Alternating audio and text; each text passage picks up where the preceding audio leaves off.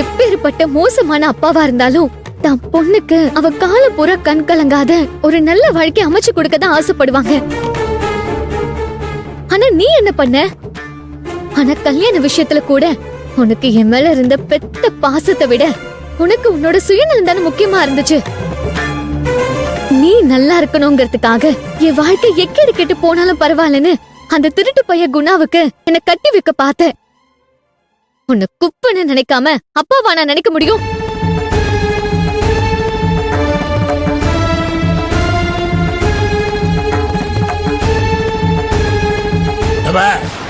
இதுக்கு மேல நீ ஒரு வார்த்தை பேசன, நான் உன்னை என்ன செய்வேன்னு எனக்கே தெரியாது.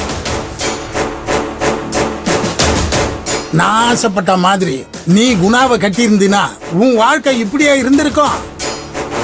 இந்நேரம் நீ ஆஹா ஓஹோன்னு இருந்திருப்ப. அந்த குணா உன்னை கண்ணுக்குள்ள வச்சு பார்த்து இருந்திருப்பா. யாரு அவன்? என்ன கண்ணுக்குள்ள வச்சு பாத்திருப்பானா? நான் தான் வாரம் வாரம் மனு போட்டு ஜெயிலுக்கு போய் பாத்துட்டு இருப்பேன். அப்படிப்பட்ட ஒரு கேடு கெட்ட கேவலமான வாழ்க்கையை தான் நீங்க எனக்கு அமைச்சு கொடுக்கணும்னு ஆசைப்பட்டீங்க. அப்பவும் தெய்வமா இருந்து இப்பவும் தெய்வமா இருந்து என் வாழ்க்கையை காப்பாத்தினதே என் மாமா தான்.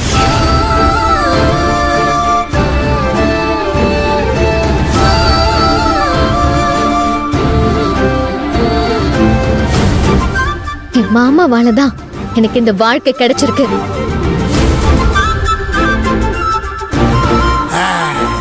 உனக்கு வாழ்க்கை கிடைச்சது, ஆனா உனக்கு சந்தோஷம் கிடைச்சதா?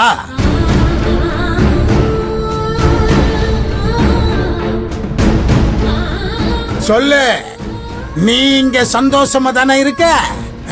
நான் இங்க சந்தோஷமா தான் இருக்கேன். எனக்கு இங்க எந்த குறையும் இல்ல.